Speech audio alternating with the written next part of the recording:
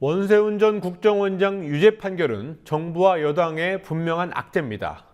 그렇지만 정부 여당 쪽 사람들 중에서 화장실에서 혼자 웃지 않을까 상상이 되는 사람이 하나 있습니다. 낙마 위기에 몰린 이완구 국무총리 후보자입니다. 정상적이라면 내일 청문회가 열리기 시작하니까 오늘쯤이면 그동안 쏟아진 의혹을 정리하는 보도가 많이 나왔을 텐데 언론들의 관심이 오늘 원세훈 전 원장 재판에 쏠리면서 의혹을 집중 조명할 수 없게 됐기 때문입니다. 이완구 후보자가 해명 자판기에서 의혹 자판기로 바뀐 후에 해명을 제대로 하지 않은 게 어떤 것들이 있는지 권현주 PD가 보도합니다. 당초 큰 무리 없이 인사청문회를 통과할 것으로 예상됐던 이완구 총리 후보자. 그러나 지난 주말을 거치며 분위기가 급반전돼 정치인 출신 총리 후보자로는 최초의 낙마 가능성이 거론되고 있습니다. 의혹에 대해 적극 해명하던 지명 초기와 달리 이 후보자가 최근 제기된 의혹에 대해 제대로 해명하지 않으면서 여론은 급속도로 나빠졌습니다.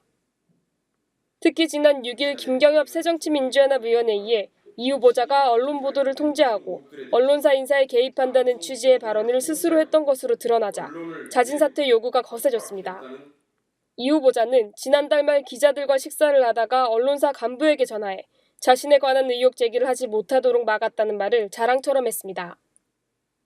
이 사실이 공개되자 이 후보자는 6일 편한 자리에서 한 발언이나 공직 후보자로서 경솔했다며 대우각성하는 마음으로 사과의 말씀을 드린다고 사과했습니다.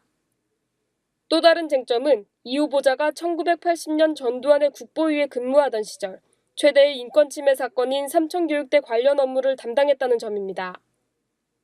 이 후보자가 근무한 내무분과위는 삼천교육대 대상자를 관리하고 첩부를 수집하는 등 핵심 역할을 했습니다. 이 후보자의 황제특강 의혹도 청문회에서 쟁점이 될 전망입니다.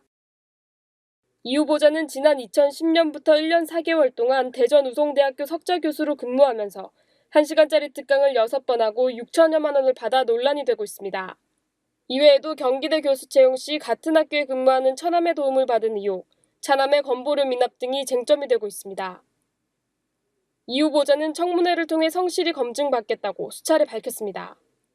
그러나 분당 땅 투기 의혹 핵심 증인인 강희철 씨가 여야 증인 협상 시기에 해외로 출국한 사실이 오늘 드러나면서 이 후보자가 증인 출석을 의도적으로 차단한 게 아니냐는 의혹이 불거졌습니다. 야당은 증인 출석을 회피하기 위한 전형적인 방법이라며 이 후보자가 청문회를 방해하고 있다고 몰아붙였습니다. 언론 기사마저 내리게 하는 후보자의 행태로 미루어 보아 세간의 이목이 집중되고 불리한 증언이 나올 수 있는 강 씨의 출석을 막고자 강 씨를 해외로 도피시켰다고 생각하지 않을 수 없다. 또 야당은 이 후보자가 청문회 준비를 위한 특위위원들의 자료 요구에도 답하지 않고 있다고 지적했습니다. 가장 절망감을 느끼거나 무력감을 느끼는 게 결국 행정부나 또 여러 인사청문회에서의 자료 제출 요구에 대한 그 무응답이나 이완구 후보자님은 의원이시잖아요. 그런 거 다 알고 계시잖아요. 저는 진짜 나쁜 학습을 하신 게 아닌가 싶을 정도로 제가 지금까지 본 것 중에 최악인 것 같고요. 야당 청문회 특위에 따르면 야당 위원들은 이 후보자에게 총 399건의 자료, 247건의 서면 답변 등 총 646건을 요구했습니다. 이 가운데 이완구 후보자가 제출하지 않거나 부실한 답변을 한 경우는 총 369건으로 57.1%에 달합니다. 그중에서도 특히 투기 의혹을 받은 경기도 분당 땅의 매매 계약서를 제출하지 않았고 편법 증여와 재산은닉 의혹을 받고 있는 두 아들에 관한 자료 역시 개인정보 제공에 동의하지 않았음을 이유로 내지 않았습니다.